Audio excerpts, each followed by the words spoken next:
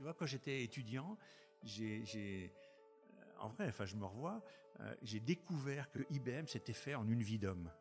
Donc je me suis dit, c'est possible de faire un truc gigantesque, leader mondial, en une vie d'homme. Et je me revois en me disant, moi, je veux faire l'IBM de la robotique. Ce principe d'IA, deep learning, qui est super puissant, ne permet pas de répondre aux questions qui ont besoin de vraie intelligence. Ça fait partie de mes objectifs, moi, d'inventer l'entreprise française du XXIe siècle. En fait, il y a plein de choses que d'autres savent que je ne sais pas. C'est-à-dire que je suis pas capable. Moi, je suis pas capable d'avoir des réponses toutes faites que les autres ont parce qu'ils ont fait. Donc moi, dans mon tempérament, en fait, je passe mon temps à m'inventer mes réponses. Parce que la communauté est clé, parce que l'entraide nous possède, on a décidé de mettre en lumière tous ces visionnaires. Bienvenue dans le podcast Build a City for Good de Daphne. Bonjour à tous, c'est parti pour un nouvel épisode. Aujourd'hui, je suis entourée non pas de Chabir, mais de Pierre-Éric, partenaire chez Daphne, avec qui nous sommes très heureux d'accueillir Bruno Maisonnier. Oui, bonjour. Bruno Maisonnier. Bonjour à tous les deux. Vous ne le connaissez pas, ça vous parle pas ? Bon, si c'est le cas, on vous pardonne, l'erreur est humaine, et c'est aussi ce pourquoi on est super fiers d'avoir lancé cette émission, vous faire découvrir des personnes inspirantes, brillantes, bienveillantes, visionnaires, qui nous entourent et participent aussi à améliorer le monde de demain. Vous êtes prêts ? Alors asseyez-vous confortablement, on est parti pour un voyage avec Bruno, qui après avoir été l'icône de la robotique de service humanoïde, est désormais l'ambassadeur français de l'IA dans le monde. Mais pas que, on va découvrir ensemble que Bruno a déjà eu plusieurs vies et n'a pas fini d'en avoir de nouvelles. Bruno n'est pas seulement celui qui se teint les cheveux en bleu en plein confinement, ni seulement celui qui se met du colorant dans la bouche pour expérimenter à combien de mètres nos postillons sont expulsés, ou encore celui qui sait exactement vous expliquer comment les abeilles sont capables de choisir leur nid. Mais Bruno Maisonnier, c'est un entrepreneur emblématique et un véritable visionnaire. Alors Bruno, on va commencer juste rapidement par faire ta bio. Diplômé de Polytechnique et Télécom Paris, tu as débuté ta carrière dans l'informatique en SS2I, avant de te tourner vers la banque. Effectivement, à cette époque, tu étais loin de te colorer les cheveux en bleu. Mais tu étais déjà celui qui ne mettait pas de cravate, de temps en temps. Tu deviens directeur général des filiales de Crédit Agricole dans plusieurs pays, Brésil, Portugal, Pologne. Et en 2005, changement de cap. Fasciné par la robotique, dont tu suis l'évolution depuis 25 ans, tu quittes la banque pour te lancer dans l'aventure de l'entrepreneuriat et de la création d'un robot humanoïde. C'est le début d'Aldébaran Robotics. Vous savez ces petits robots Now et Pepper qu'il revend avec succès à SoftBank, une des plus belles sorties de la tech française. Puis en février 2015, tu décides de laisser ton bébé à son père adoptif japonais pour partir profiter 2 ans. Et c'est en 2017 que tu fais ton grand retour avec la création d'Another Brain, une start-up pionnière d'une nouvelle génération d'intelligence artificielle. Et dont tu vas nous parler plus en détail juste après. On a eu juste ? Plutôt pas mal. Plutôt pas mal ? Plutôt pas mal. On a bien fait nos devoirs. Alors, pour commencer l'interview, Bruno, on te pose notre question habituelle. Comment toi, tu participes à améliorer le monde de demain ? Waouh. Moi, je suis pas quelqu'un qui est dans le. Je suis pas quelqu'un qui est dans la réflexion, les grandes pensées. Je suis beaucoup plus dans l'action. Et moi, ce que j'essaye de faire, c'est d'amener des technologies du futur au présent. Moi, c'est ça mon truc. Enfin, c'est pas ce que je fais. Je fais des choses concrètes, mais je l'ai reformulé depuis longtemps comme ça, en fait. Amener des technologies du futur au présent. Avec les robots, c'est quelque chose qui était possible, qui était envisageable, mais que tout le monde imaginait pendant très longtemps. Et moi, je m'y suis attaqué pour l'amener et le rendre disponible. Et une fois que ça existe, c'est moins mon sujet que de faire une grande diffusion, etc. Il y en a d'autres qui savent faire ça bien mieux que moi. Et là, c'est la même chose. Je pense que je peux apporter une vraie intelligence, faite artificiellement, mais une vraie intelligence. Et du coup, je me sens la responsabilité de le faire. Donc moi, ce que j'essaye, c'est d'amener le futur au présent. Mais je ne fais pas ça dans un but de technologie ou dans un but de fric ou de capital, ce qui serait respectable aussi.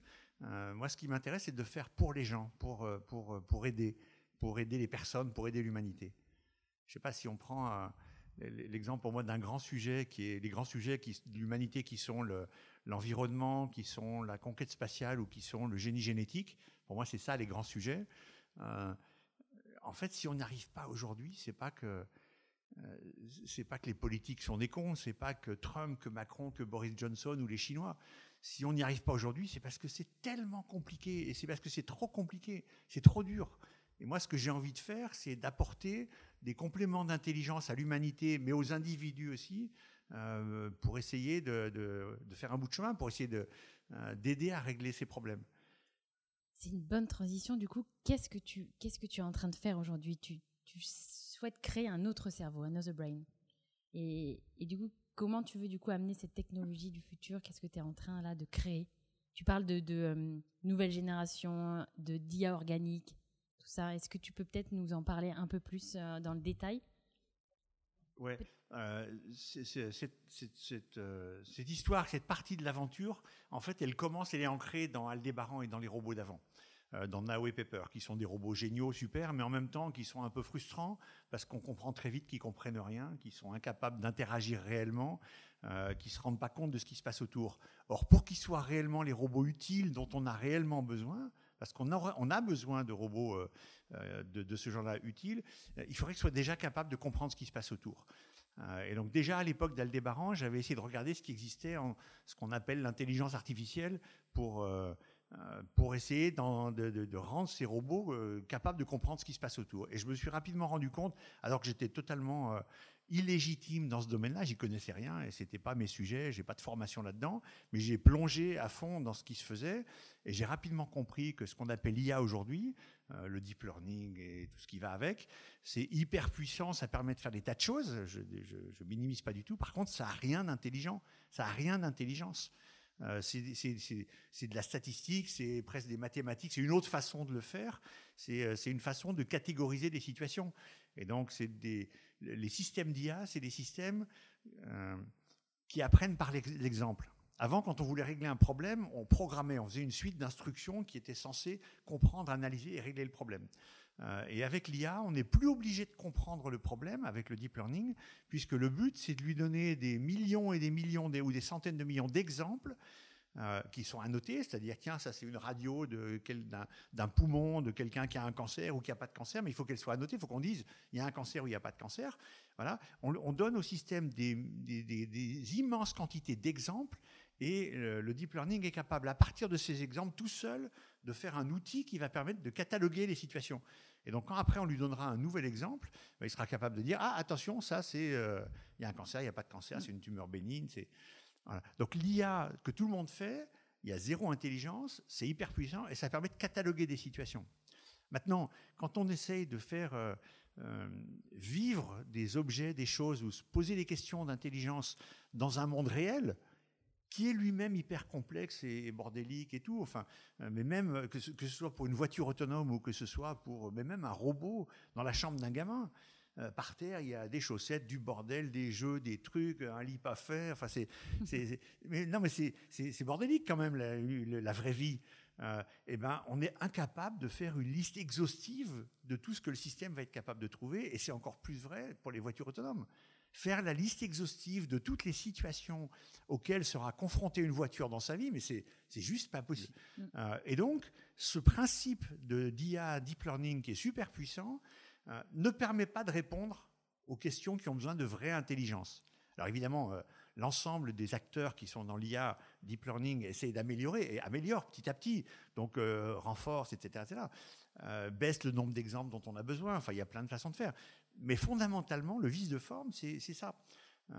Et il y a un deuxième sujet, c'est que quand on a besoin de quantité de données, de puissance de calcul colossale, ça coûte une fortune de faire un réseau de neurones. Enfin, il y a une étude du MIT qui explique qu'il faut l'équivalent, ça génère en émissions carbone l'équivalent de 5 voitures pendant l'ensemble de leur durée de vie, où ça consomme 500 kilowatts juste pour concevoir un nouveau réseau de neurones.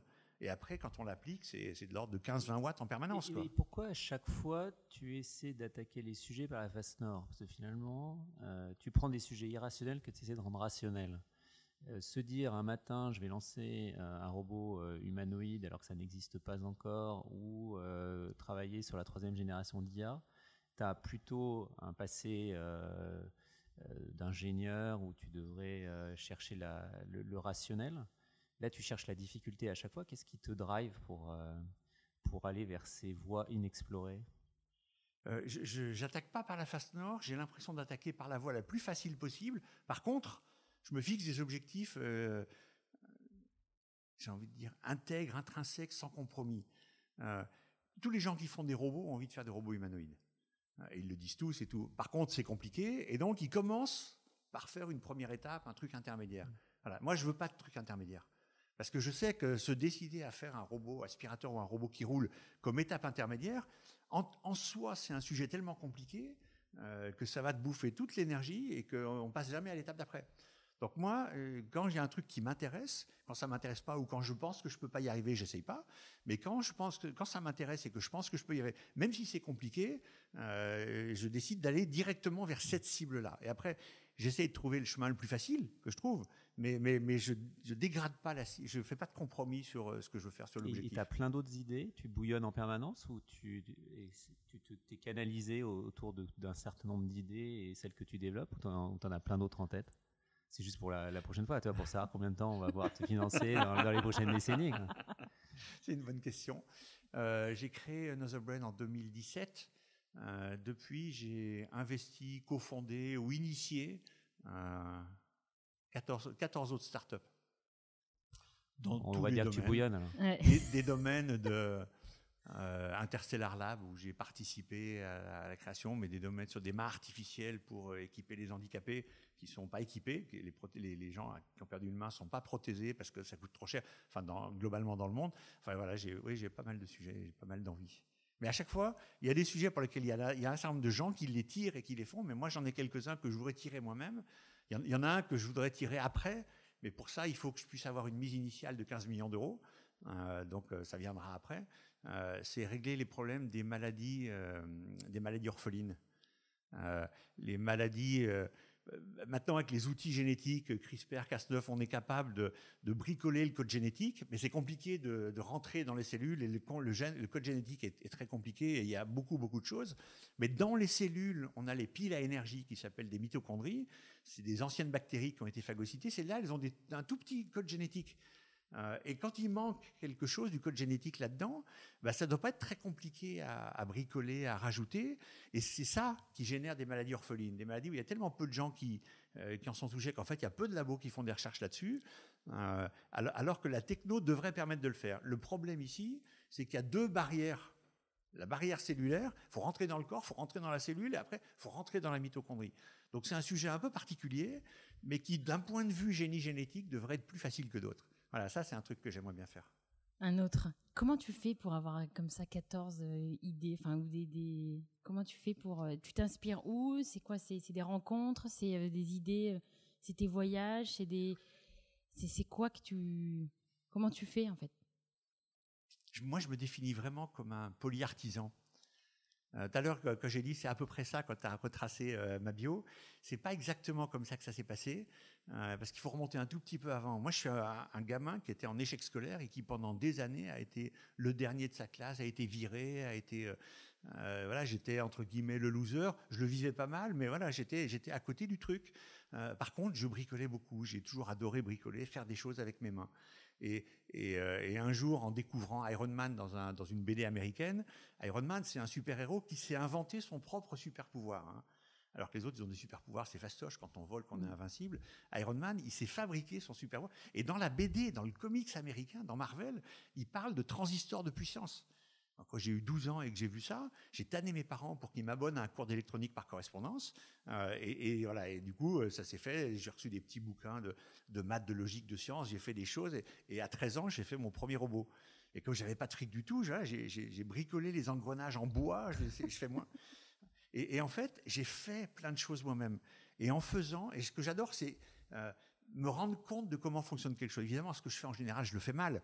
Mais j'ai fait de la marqueterie, j'ai fait des fringues, j'ai fabriqué un télescope, mais comme j'avais pas d'argent, j'ai poncé le miroir en verre pour le faire. J'ai fait des fusées parce que je voulais faire des fusées, voir comment ça marchait. Et en faisant tout ça, je me rends compte de trucs. Voilà, et je pense qu'il y a de l'inspiration qui vient de là-dedans. Pour ceux qui nous écoutent, ce qui est important, c'est que tous les entrepreneurs ont cette forme de singularité. Donc toi, elle date d'il y a longtemps, mais c'est vrai pour tous les tous les entrepreneurs emblématiques et qui réussissent. C'est pas des gens qu'on peut mettre dans un cadre et ils ont toujours des histoires passionnantes liées souvent à leur enfance. Alors, est-ce qu'ils ont des failles? Est-ce qu'ils ont des singularités, des spécificités qui fait que ça devient de grands entrepreneurs? On n'en sait rien, mais peut-être qu'un jour, on arrivera à connaître les patterns du succès. Tu as une idée, toi, des patterns pour réussir? J'ai des failles, j'en ai plein, comme tout le monde. Moi, je sais que dans les clés pour moi, pour être entrepreneur, donc, mon père a été entrepreneur. Je me souviens, quand on avait 10 ans, il a créé un cabinet de propriété industrielle, de brevets d'invention. Et on a vécu pendant les 10 ans qui suivaient, plus de week-ends, plus de vacances. Il a viré tout ce qui était les meubles du salon, et puis il avait ses assistants et les gens. Enfin, voilà, donc j'ai glandouillé, j'ai été aussi un peu laissé à moi-même, on va dire, pendant toute cette période-là. Mais cette création d'entreprise, j'ai vu ce que ça donnait, et puis il a réussi, et puis ça a aidé plein de choses. Et puis les brevets d'invention. Combien de fois on recevait à la maison les week-ends des inventeurs qui arrivaient, qui ouvraient leur coffre de bagnole et qui avaient inventé le mouvement perpétuel, qui avaient inventé un truc et qui voulaient montrer. Évidemment, ça marchait pas, c'est pas possible que ça marche le mouvement perpétuel, mais ils voulaient montrer, ils étaient convaincus du truc. Donc voilà, j'ai été exposé à tout ça aussi. Et c'est par là qu'il fallait commencer. C'est clair. Mais attends, on n'est pas allé chercher aussi loin aussi dans ton background. Hein. Nous, on est resté sur ce qu'on connaît, on a fait nos petites recherches, mais super intéressant. Du coup, tu nous as éclairé sur d'autres points. Et tu vois, quand j'étais étudiant, en vrai, enfin, je me revois, j'ai découvert que IBM, qui était le leader mondial de l'informatique à l'époque, Microsoft n'existait pas, Apple même pas, on était vraiment aux prémices, que IBM s'était fait en une vie d'homme. Donc je me suis dit, c'est possible de faire un truc gigantesque, leader mondial, en une vie d'homme. Et je me revois en me disant, moi, je veux faire l'IBM de la robotique. Je m'étais fixé ce truc, et ça se viendra quand ça viendra. Ce qui fait que tout le reste après, c'était une façon d'accrocher toutes les cordes à mon arc, c'est-à-dire de me faire une propre expérience. J'étais nul en business, en économie, j'avais aucun entre-genre, je connaissais rien. Hein. Et donc, il a fallu que je rentre pour le savoir. Et donc, j'ai décidé de rentrer en société de l'informatique pour voir de l'intérieur ce que ça voulait dire, travailler les différentes entreprises. Je suis rentré dans la banque, mais c'était un moyen pour faire de l'informatique, de la finance, de l'international, etc. Voilà, donc moi, mon vrai parcours, c'est aller vers ça. Et le reste, ce n'était que des moyens. Et pour ceux qui ne te connaissent pas, c'est aussi de ne pas avoir de code. Enfin, t'en as conscience, ça, ou pas? De ne pas avoir de code? Ouais. Ah oui. Donc ça veut dire, quand on t'accompagne, quand on a la joie de t'accompagner, on sort des cadres habituels, que ce soit en termes d'attente. On n'a jamais les attentes qu'on peut avoir dans d'autres projets, parce que tu es tellement singulier qu'il faut s'adapter à ce cadre qui est différent de ce qu'on a l'habitude de voir. Alors ce qui est passionnant, hein, parce que et je pense que les gens qui cherchent ou qui chercheraient à te mettre dans un cadre passeraient beaucoup de temps sans obligatoirement y arriver. Qu'est-ce que tu en penses? Non, je suis assez d'accord avec ce que tu viens de dire. Je ne m'étais pas posé la question comme ça, mais je suis assez d'accord. Il y a un côté, je ne sais pas si c'est de la prétention ou si c'est de la singularité, mais moi j'ai une conscience depuis très longtemps qu'en fait si tu réfléchis suffisamment longtemps à un problème, en t'alimentant de trucs, mais tu réfléchis, tu vas trouver des solutions. Et qu'en fait, c'est vrai que dans mon tempérament, je suis un chercheur, un trouveur de solutions. Mais du coup, je ne vais pas les chercher ailleurs. C'est pas en allant rebondir sur ce que d'autres me disent. C'est pas, tu vois, je fais partie des gens. Enfin, ça va peut-être vous choquer. Je t'avais pas dit ça, mais peut-être tu avais. Mais moi, j'ai jamais rien lu de la littérature classique. J'ai jamais lu de Victor Hugo, de Maupassant, de Balzac. Jamais. C'est pas que je veux pas, c'est pas que je méprise, pas du tout. Mais voilà. Et j'ai lu énormément. Moi, mes trucs, j'ai lu énormément de revues scientifiques, de technologie. À l'époque, c'était pour la science, la recherche, etc. J'ai lu énormément de choses. Mais en fait, je ne vais pas chercher mes idées. Et je n'ai pas lu de bouquins d'économie, je n'ai pas fait de MBA ou d'INSEAD. Et en fait, il y a plein de choses que d'autres savent que je ne sais pas. C'est-à-dire que je ne suis pas capable. Moi, je ne suis pas capable d'avoir des réponses toutes faites que les autres ont parce qu'ils ont fait. Donc moi, dans mon tempérament, en fait, je passe mon temps à m'inventer mes réponses. Et donc, je tombe jamais sur la même chose que les autres. Est-ce que ce serait pas la French Touch? C'est que toi, quand on essaie justement d'identifier quelles sont les forces de l'écosystème français, et on a du mal à les définir. Alors on a un ADN particulier, mais est-ce que justement ce serait pas de chercher sans obligatoirement partir de concepts, d'idées préconçues? C'est pas con du Parce tout. qu'on est bon en design aussi, et tu vois, le design c'est pas rationnel. On est bon dans tous les métiers où la créativité est forte. Ouais, moi, je ne mettrais pas le design en avant. On est bon en design, mais les Italiens aussi, les Allemands aussi, il y en a d'autres aussi. Donc, moi, c'est pas ça. Par contre, j'aime bien ce que tu disais. On a un ADN très particulier. En termes de management, il y a des évidences. Il ne faut pas faire comme les autres. Enfin, ça fait partie de mes objectifs, moi, d'inventer l'entreprise française du XXIe siècle. Mais moi, j'ai toujours été marqué et frappé par le fait que beaucoup d'inventions disruptives viennent de Français. Mais des Français qui après partent aux US ou ailleurs, ou les vendent ailleurs. Mais beaucoup d'inventions disruptives, des grandes inventions comme des petites inventions. Enfin, quand on regarde les TGV Ariane ou la filière nucléaire, enfin, ce qu'on a fait avec les moyens qu'on a, on n'était pas un des plus grands pays du monde. On était dans les premiers, mais quand même, enfin, on était très, très, très, très loin du Japon ou des États-Unis. Et en fait, la France, c'est un pays, pour moi, d'ingénieurs, plus que de designers. C'est un pays qui a une mentalité d'ingénieur et c'est un pays libre-penseur. Et donc, ouais, c'est pas con ce que tu dis. Je n'avais pas fait attention, mais je trouve ça très bien. Si tu me permets, je m'en resservirai de ça. Avec plaisir. Et ce qui est aussi remarquable avec toi, c'est que généralement, parce que tu parlais de serial entrepreneurs, les serial entrepreneurs ont une idée très disruptive dans le cadre de leur premier projet. Et après, ils ont tendance à aller vers des projets beaucoup plus rationnels, avec une prise de risque qui est mesurée, calculée. Toi, ce qui est incroyable, c'est que tu montes plein de projets qui, à chaque fois, conservent un degré d'innovation qui est dingue, quoi. Est-ce qu'un jour, tu n'auras pas envie de lancer un projet un peu plus confortable, moins risqué? Non, jamais. Je sais pas faire. Je sais pas faire. Tu vois, moi, faire émerger un truc qui paraît impossible, trouver la façon de le faire, le faire exister. Il n'y a que ça qui t'intéresse. Je ne sais pas s'il y a que ça qui m'intéresse, je pense, mais en tout cas, c'est ça que je sais faire. Quand après le truc existe et qu'il faut fine-tuner, optimiser, le diffuser, c'est pas moi, c'est pas mon tempérament. Donc je sais que dans toutes mes boîtes, il faut que je passe le relais à un moment donné, parce que ça, je ne sais pas faire. Alors, est-ce que j'aime pas? Donc après, je peux dire non, j'aime pas, donc je le fais faire à d'autres. Ouais, enfin, je sais pas faire, je suis pas bon à ça, quoi. Donc non, je pense que je ferai jamais ça.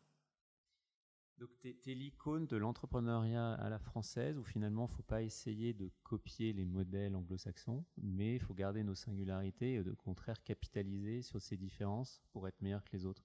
On est en quête, nous, si je te demande ça, c'est parce qu'on cherche à définir ce qu'est l'ADN européen et quelles sont les spécificités de nos modèles, de nos marchés, par rapport à ce qu'on observe notamment aux États-Unis et en Chine. C'est un des sujets qui me passionne, la culture des pays. Si je dois donner une introduction, une référence, un truc, c'est le bouquin de Philippe Diribarne, La logique de l'honneur. Je ne sais pas si tu connais, je ne sais pas si vous avez déjà vu ce bouquin. La logique, c'est un bouquin qui est passionnant. C'est un sociologue du CNRS qui existe encore. Enfin, je suis en contact avec lui là, qui a écrit ce bouquin dans les années 80, au moment où c'était la grande époque de la qualité et des politiques qualité, les cercles de qualité, les diagrammes d'Ishikawa, etc., qui venaient du Japon, d'Allemagne, des États-Unis, et qui marchaient pas bien en France. Et donc son sujet, c'était est-ce que ça marche pas bien parce qu'on l'a mal vendu et mal introduit en France, ou est-ce qu'il y a un autre problème? Et il a passé des années à faire un travail profond de comparaison des cultures, en prenant des groupes qui sont sur plusieurs pays, qui ont des usines qui fabriquent les mêmes produits avec les mêmes technologies, les mêmes process dans différents pays pour comparer. Et il en arrive à une conclusion, je vais la résumer en prenant 3 exemples, c'est comme ça que j'arrive à l'exprimer. Les Pays-Bas sont par exemple un pays dont la culture est consensuelle, c'est-à-dire chacun à son niveau dans l'entreprise a une idée de ce qu'il faut faire pour améliorer le produit. L'ouvrier sur la ligne de production, l'assistante qui reçoit des coups de téléphone de clients qui râlent, l'hôtesse d'accueil, le directeur du marketing, chacun a des idées sur comment améliorer le produit, ce qui est objectivement vrai. Aux Pays-Bas, ils passent leur temps à faire des réunions, de la réunionite, des consensus, etc., jusqu'à tirer, extraire de tout ça. Donc ils mettent longtemps, ils mettent peut-être 6 mois pour arriver au bout, mais ils se trompent jamais.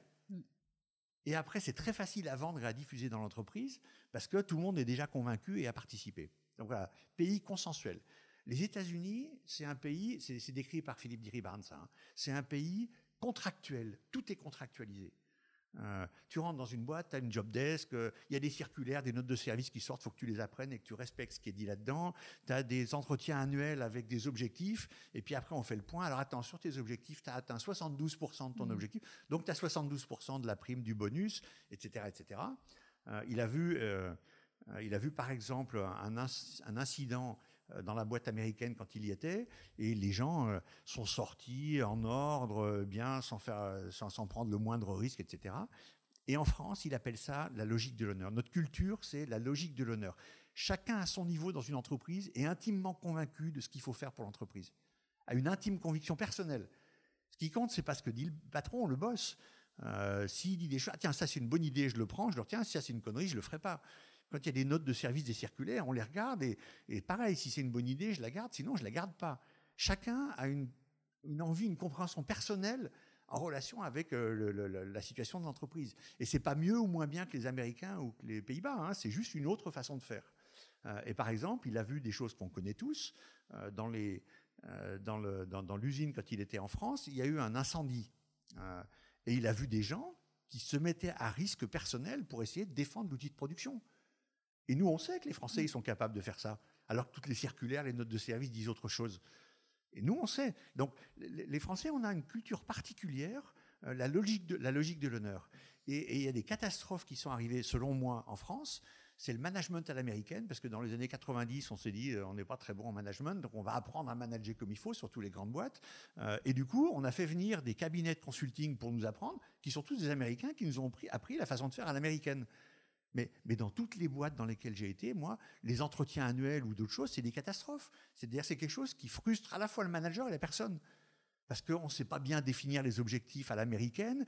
Et puis après, on fait le point. Alors attends, tes objectifs. Alors attends, oui, même t'as atteint que la moitié de tes objectifs. Le bonus, ouais, mais chez nous, le bonus est un peu décorrélé des objectifs. Non, puis j'ai travaillé sur des tas d'autres choses qui étaient.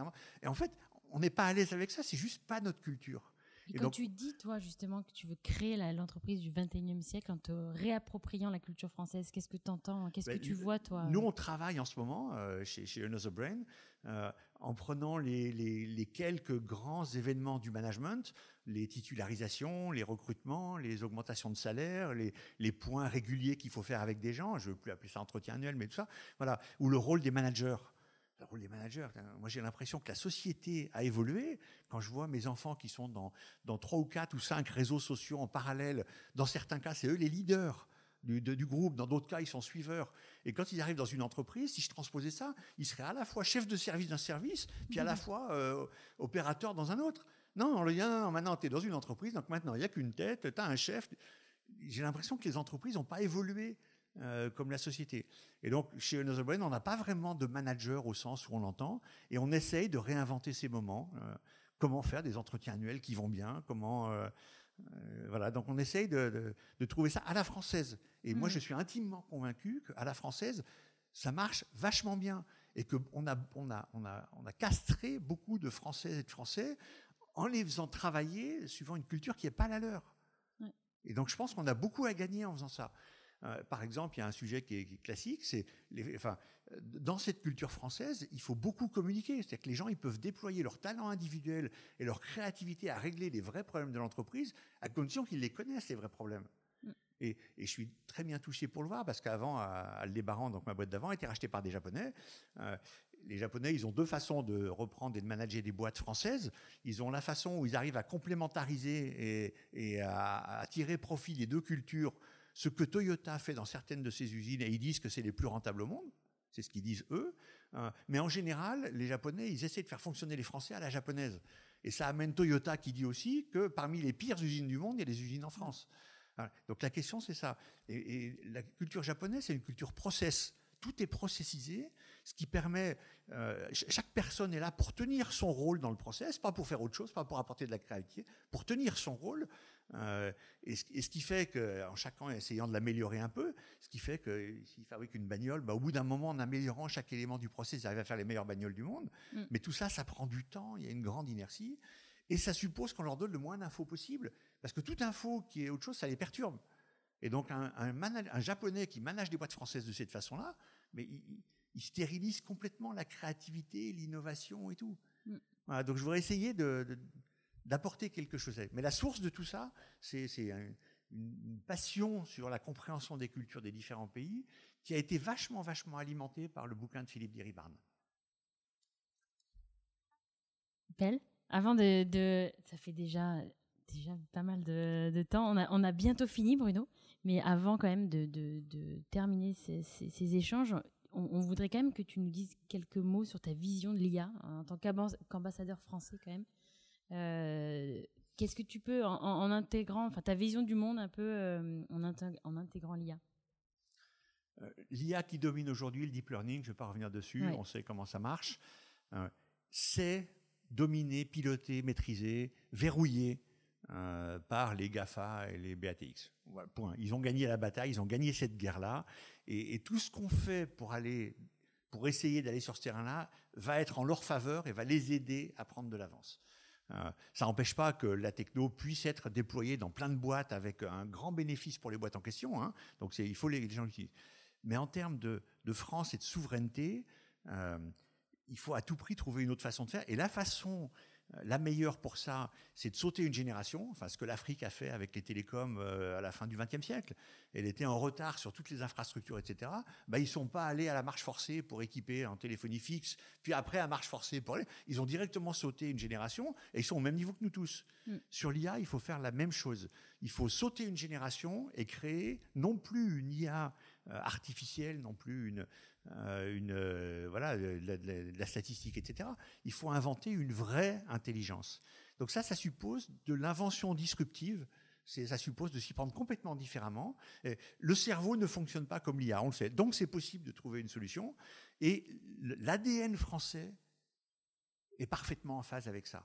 Et donc là, moi je serais le gouvernement, je mettrais tous les moyens, et je le mettrais le plus possible, mais je mettrais tous les faibles moyens qu'on a, comparés aux autres, sur les boîtes et sur les labos et sur les gens qui essayent de sauter une génération, d'aller vers après. Et je suis sûr qu'il y a des façons de faire. Nous, on est en train d'y arriver, hein, on est en train de livrer quelque chose à court terme, mais il y en a d'autres. Je ne parle pas que pour moi. Il y en a d'autres qui vont livrer des choses, mais il faudrait mettre tous les moyens pour sauter une génération. Et l'ADN français permet d'inventer des nouvelles façons totalement disruptives, totalement et avant-gardistes. Il faudra faire attention à ce qu'on ne tombe pas dans le train classique des Français, c'est-à-dire que tout ça soit au bénéfice des Américains ou d'autres après. Mais en tout cas, il faut déjà faire émerger ça, et je pense vraiment qu'on peut. Et faire émerger, c'est en copiant ce qui se passe dans le cerveau. On sait suffisamment de choses de ce qui se passe dans le cerveau pour être capable de le reproduire, etc. Ça suppose néanmoins un mindset très particulier, c'est-à-dire un mindset qui est l'opposé du mindset top-down, model-driven de tous les PhD et computer science engineers et grosses têtes. Je fais partie de ces diplômes, etc., donc je me mets là-dedans aussi, mais il faut un autre mindset pour faire ça. Il faut un mindset qui est plutôt bottom-up, qui est plutôt celui des entomologistes, des compagnons du Tour de France, des électroniciens, parce que je crois beaucoup plus je pense que c'est comme ça. Je ne veux pas rentrer dans la façon de fonctionner du cerveau, je ne veux pas trop donner de pistes à des gens pour faire la même chose que nous, quand même. Mais je trouve qu'en regardant comment fonctionnent les insectes sociaux, on a un éclairage qui est bien plus important pour comprendre comment fonctionne le cerveau. Donc voilà, il y a des références, il y en a d'autres qui ont d'autres références, très bien. Il faut regarder du côté des colonnes corticales et des microcolonnes corticales, beaucoup plus que des neurones et des réseaux de neurones. Donc il y a des tas de gens qui travaillent là-dessus, qui creusent, on n'est vraiment pas les seuls. Pour moi, là, il y a des pistes qui permettent de sauter cette génération et de donner un vrai leadership mondial à la France sur la génération suivante. Et pour moi, c'est une valeur forte. Moi, j'ai quelque chose de particulier avec la France. Ouais, je voudrais que la France devienne un leader mondial de l'IA. Et je pense qu'on a de quoi le faire. Donc j'essaye de le faire, moi j'y contribue. Mais... On espère, non Pierre-Éric? De venir avec Another Brain. On en est convaincu. Même. Allez, on va devoir se quitter, mais avant de se quitter, on va quand même te poser 4 petites questions, Bruno. Aïe. Ou même un peu plus. Est-ce que tu peux nous dire la dernière musique que tu as écoutée? Cosmos Factory, Creedence Clearwater. Ok. J'écoute beaucoup ces musiques, les Pink Floyd, Deep Purple, je suis très là-dedans. Et puis j'ai ça, puis les sambas de carnaval. Okay. J'adore les sambas de carnaval de Rio. Na, na, na, na. Ouais. Allez, la dernière personne à qui tu as dit je t'aime? La dernière, là c'est ma fille. Génial. La personne qui t'inspire. Je suis peut-être trop prétentieux pour avoir...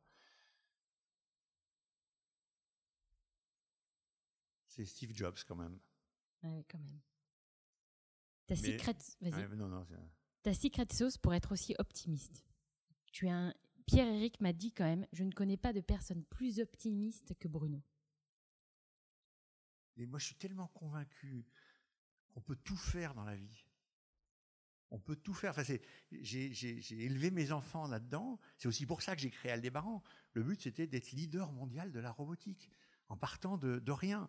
Et je leur ai tellement dit qu'on peut tout faire dans la vie qu'à un moment, je me suis dit, mais il faut que je le fasse, sinon je ne serais pas crédible. Et puis je le fais. Ou je peux citer une autre référence qui n'a rien à voir, c'est Barbara Belvisi avec Interstellar Lab. Il y a 3 ans, elle ne sait pas ce qu'elle fait, elle hésite dans sa vie, etc. Cette super femme, mais c'est petite française à Paris. Et puis elle décide que ce qui l'intéresse, c'est l'espace et tout ça. Elle a créé Interstellar Lab. 2 ans après, elle a 3 deals avec la NASA. Elle a un pied en Californie, un autre à Paris. Elle a discuté avec Jeff Bezos, Elon Musk, qui veulent investir dans sa boîte. Enfin, et Interstellar Lab, le but, à terme, c'est d'aller faire des villages sur Mars et sur la Lune. Faire un Airbnb des villages sur Mars et sur la Lune pour que les Chinois, la NASA ou d'autres... Elle parle là-dedans, un truc de folie. Barbara, tu vas être la prochaine à être interviewée, une visionnaire comme toi. Donc pour moi, tout est possible. Il faut se donner le temps. Il faut bosser beaucoup, beaucoup, beaucoup. Il n'y a pas de miracle et il n'y a rien qui arrive tout seul. Il faut bosser beaucoup. Mais tout est possible si on bosse beaucoup. Et donc ouais, c'est marrant. Je voulais te poser la question tout à l'heure pour savoir ce qu'était un entrepreneur. Est-ce que c'est parce qu'il avait des singularités, etc. Ou est-ce que le succès passait par le travail ou par autre chose? Est-ce que le travail est le dénominateur commun de tous les entrepreneurs?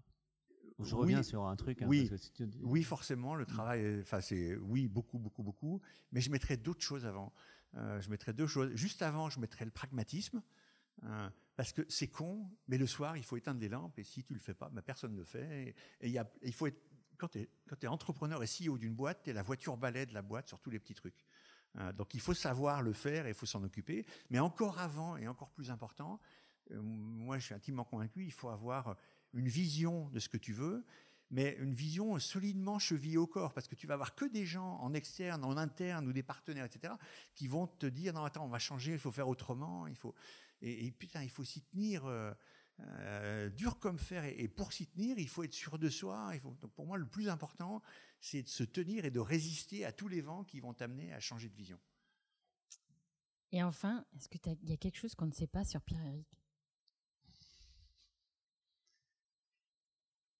Peut-être pas. Hein.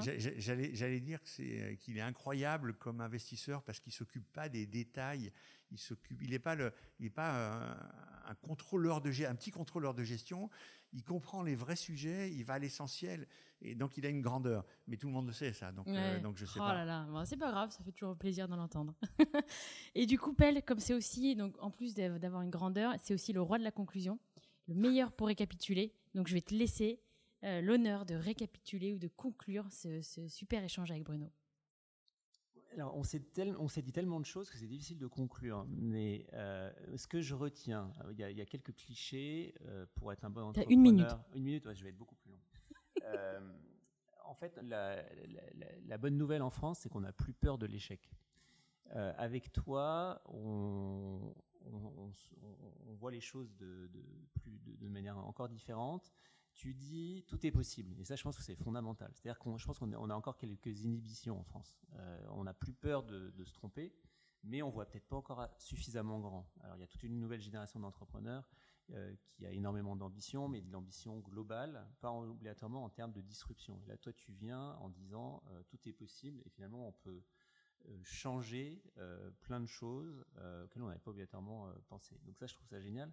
Et alors là où tu m'as flingué ma conclusion, c'est que tu as dit que c'est Steve Jobs qui t'a inspiré, là où moi j'avais envie de te comparer à Elon Musk. Alors c'est un cliché, mais en fait il n'y a pas tellement d'entrepreneurs quand on cherche en Europe qui ont des idées qui peuvent paraître totalement irrationnelles et farfelues, et qui à la fin de la journée, finalement, débouchent, comme a pu le faire Elon Musk dans plein de domaines, sur des vrais projets qui vont avoir une vie, qui sont successful, Et quand tu parles de tes 14 projets, quand tu parles de toutes les idées que tu as encore, du bouillonnement permanent qui t'anime, en fait, c'est le cas d'Elon Musk. Alors je te dis, on va me dire que c'est n'importe quoi, mais si on devait me demander quels sont les entrepreneurs aussi inspirants avec aucune inhibition, pas de barrière, pas de code, j'aurais tendance à dire que tu es un bon représentant au niveau européen. En tout cas. Écoute, merci. J'aime pas mal ce que tu dis, mais pas complètement. C'est-à-dire que moi, j'aime pas avoir des modèles comme ça, parce qu'un modèle, par définition, c'est limitant.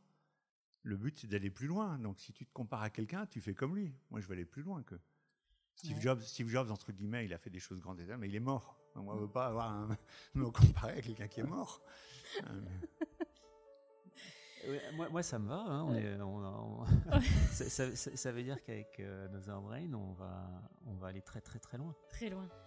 Il y a de quoi. Hein. C'est vraiment pas impossible. Hein. Eh bien, c'est génial. C'est vraiment pas impossible. C'est pour ça qu'on est là et qu'on y croit.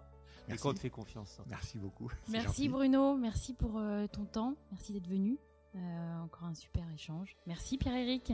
Merci Aurélie. Toujours aussi exceptionnel dans cet exercice. Allez, à bientôt et à la prochaine pour la découverte d'un nouveau visionnaire. Salut.